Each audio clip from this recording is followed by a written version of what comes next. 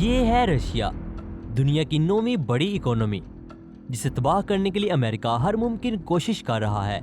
और इन्हीं कोशिशों में से एक है नेटो, जिसे नॉर्थ अटलांटिक ट्रीटी ऑर्गेनाइजेशन भी कहा जाता है, जो कि इन 30 कंट्रीज के दरमियान एक एग्रीमेंट है कि अगर इन 30 कंट्रीज में से किसी पर भी कोई अटैक होता है तो तमाम कंट्रीज मिलकर उसे डिफेंड करेंगी। मगर ये 30 कंट्रीज मिलकर भी रशिया का कुछ नहीं बिगाड़ पाई। लेकिन बहुत ही जल्द रशिया को एक चीज तबाह करने वाली है, और वो है फिनलैंड का नेटो को ज्वाइन करना।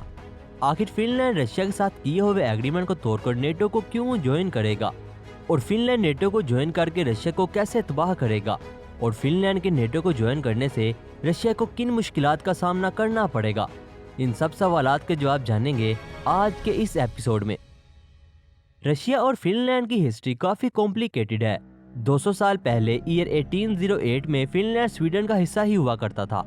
रशिया का फिनलैंड पर डोमिनेट होने का प्लान भी काफी पुराना है। ईयर 1808 में स्वीडन ने ब्रिटिश के साथ इत्तेहाद कर लिया और उनको अपनी जमीनें रशिया पर हमला करने के लिए दे दी। सेंट पीटरबर्ग उस वक्त रशिया का कैपिटल हुआ करता था, जो कि ईयर 1918 तक रशिया का कैपिटल रहा, और रशिया का ये कैपिटल फिनलैंड के बिल्कुल साथ था। ब्रिटिश ने स्वीडन की पोर्ट्स को इस्तेमाल करते हुए रशिया के कैपिटल पर हमला कर दिया। ब्रिटिश चाहते थे कि बाल्टिक सी को इस्तेमाल करते हुए रशिया की तमाम पोर्ट्स को तबाह कर दिया जाए, ताकि रशिया की बाल्टिक सी पर किसी भी तरह की कोई पावर ना हो। रशिया ने स्वीडन को अलार्म किया कि ब्रिटिश से अपनी ये पोर्ट्स को खाली करवा ले और इनको बाल्टिक सी पर आने की इजाजत ना दें, लेकिन स्वीडन ने ऐसा करने से मना कर दिया, जिसके नतीजे में रशिया ने ईयर 1808 में स्वीडन पर हमला कर दिया और ना ही उन पोर्ट्स का कंट्रोल संभाल लिया, बल्कि पूरे फिनलैंड पर भी कब्जा करके स्वीडन को शिकस्त दे दी और फिनलैंड को रशियन एम्पायर का हिस्सा बना लिया।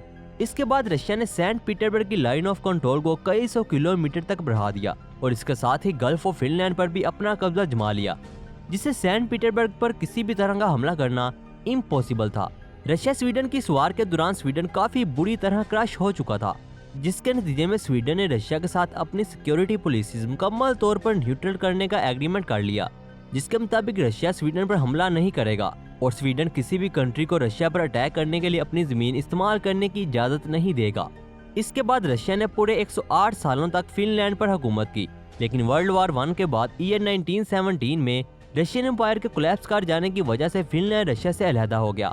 ना ही फिनलैंड बल्कि कई दूसरी स्टेट्स भी रशिया से अलहदा हो गई, जिसके चंद सालों बाद सोवियत और नाजी जर्मनी ने अलहदा हुई स्टेट्स पर कब्जा करने की कोशिश की, जिसमें जर्मनी ने पोलैंड जबकि रशिया ने बाकी तीनों स्टेट्स पर अपनी मिलिट्री बेसिस बना ली। इसके बाद रशिया का अगला निशाना था फिनलैंड।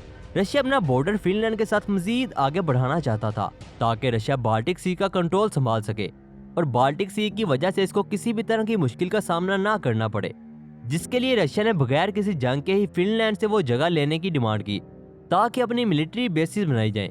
इसके बदले में रशिया ने फिनलैंड को अपने इलाके देने चाहे, लेकिन फिनलैंड ने ये इलाके लेने और अपनी जमीन रशिया को देने से इनकार कर दिया और अपनी बहुत ही कम जगह रशिया को देना चाही।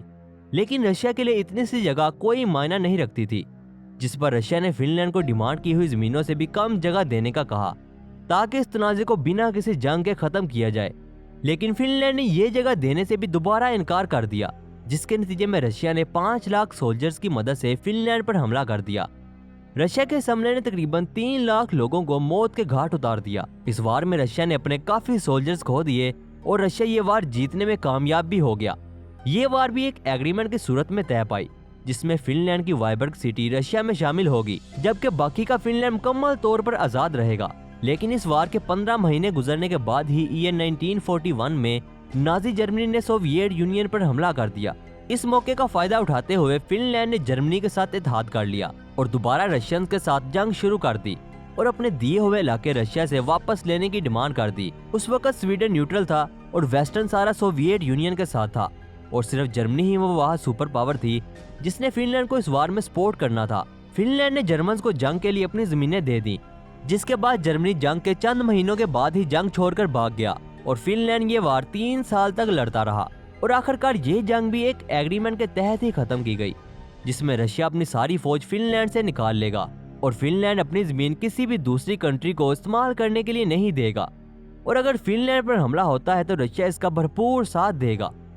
इसके बाद सब कुछ नॉर्मल ही चलता रहा, लेकिन ईयर 2014 में जब रशिया ने पहली दफा यूक्रेन पर हमला किया तो उस वक्त फिनलैंड के ऑलमोस्ट 22% लोगों ने नेटो ज्वाइन करने के हक में आवाज उठाई और ये आवाज जल्द ही दब गई।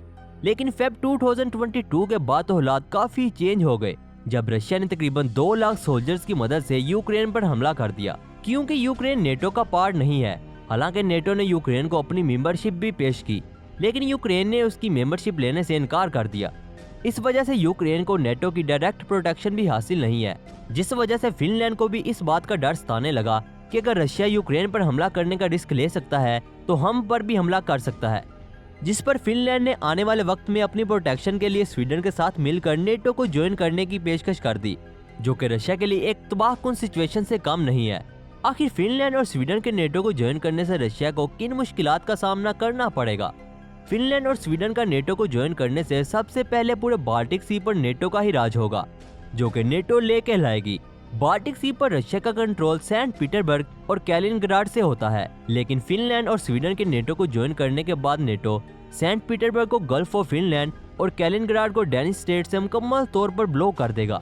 इसके अलावा बाल्टिक सी में मौजूद गोटलैंड आइलैंड पर भी नेटो का मुकम्मल तौर पर कंट्रोल आ जाएगा, जिससे वो रशिया पर हर तरह की नजर रख सकेगा। इसका सबसे बड़ा फायदा होगा इन 3 स्टेट्स को, जिससे इन स्टेट्स की सिक्योरिटी काफी बढ़ जाएगी, क्योंकि फिनलैंड और स्वीडन के नेटो ज्वाइन करने से पहले ये 3 स्टेट्स नेटो की बहुत ही रिस्की स्टेट्स हैं। अगर रशिया और नेटो के दरमियान कोई भी मसला होता है तो रशिया इन स्टेट्स को बहुत ही जल्द हासिल कर लेगा। इन स्टेट्स को हासिल करने के लिए सवाल की गैप मौजूद है, जो कि रशिया के शहर कैलिनग्राड और रशिया के साथी बेलारस के दरमियान मौजूद है।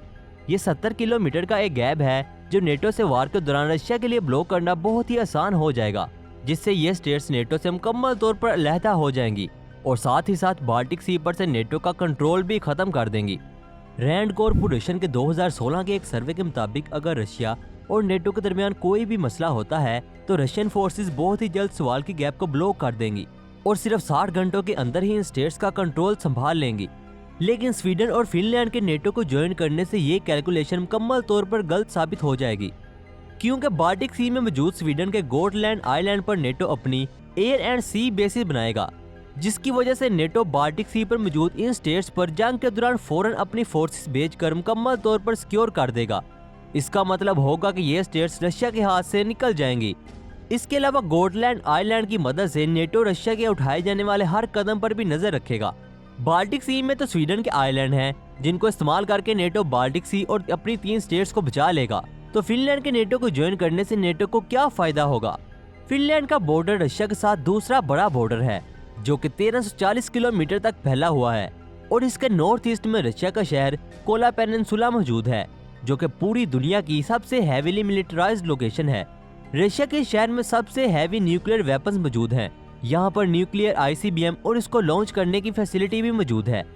इस ICBM की रेंज इस कदर ज्यादा है कि ये यूरोप और नॉर्थ अमेरिका के किसी भी हिस्से को हिट कर सकती हैं।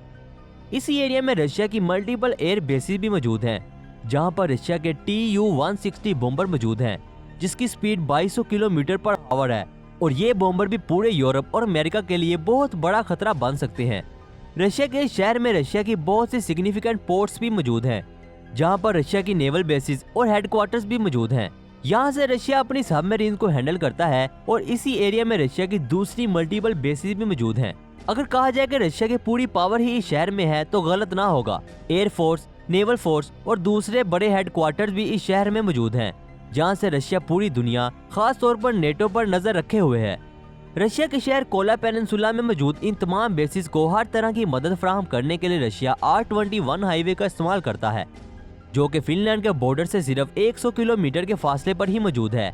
और अगर फिनलैंड नेटो को ज्वाइन करता है तो रशिया और नेटो के दरमियान अगर कोई भी मसला हुआ तो नेटो और फिनलैंड की फोर्सेस रशिया में दाखिल होकर सबसे पहले रशिया की R21 हाईवे को ब्लॉक कर देंगी, जिससे रशिया कोई भी सामान और बैकअप फोर्स को कोला पेनिनसुला तक नहीं पहुंचा सकेगा। और मदद के कोला पेनिनसुला तक ना पहुंचने की वजह से ये रशिया के लिए एक बहुत बड़ी मुसीबत बन सकती है।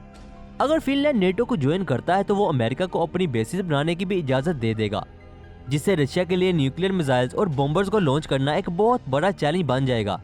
लेकिन फिनलैंड के नेटो को ज्वाइन करने का सबसे बड़ा मकसद सिर्फ और सिर्फ अपनी प्रोटेक्शन है, ना कि रशिया पर किसी भी तरह का दबाव बढ़ाना। लेकिन मसला यहाँ ये है कि फिनलैंड और स्वीडन के नेटो को ज्वाइन करने के लिए नेटो के बाकी 30 पार्टनर्स को भी एग्री होना पड़ेगा। अगर एक भी पार्टनर इनकी शमूलियत पर ना माना तो ये कंट्रीज नेटो का हिस्सा नहीं बन पाएंगी और तुर्की ऐसा ही करेगा, क्योंकि तुर्की को इन कंट्रीज पर कई ऑब्जेक्शंस हैं। तुर्की में मौजूद कुर्द बागी तुर्की के खिलाफ आए दिन बगावत करते रहते हैं, जिससे तुर्की को काफी मुश्किलात का सामना करना पड़ता है, जबकि फिनलैंड और स्वीडन तुर्की में मौजूद इन बागियों को हुकूमत के खिलाफ तनकीद करने पर मुकम्मल तौर पर सपोर्ट फराहम करते हैं। इसके अलावा फिनलैंड और स्वीडन ने तुर्की की मुखालफत करने वालों को अपने मुल्क में पनाह भी दे रखी है, जिसकी वजह से तुर्की इन कंट्रीज को कुछ खास पसंद नहीं करता। यही वजह है कि तुर्की नेटो में इनकी शमूलियत पर एग्री नहीं है और ये खबर अमेरिका के लिए अच्छी नहीं है। असल में जो बाइडेन भी फिनलैंड और स्वीडन की नेटो में शमूलियत चाहता है ताकि रशिया पर दबाव बढ़ाया जाए, जिसके लिए जो बाइडेन ने तुर्की के प्रेसिडेंट के साथ मीटिंग करके उनको फिनलैंड और स्वीडन की नेटो में शमूलियत पर रजामंद कर लिया है।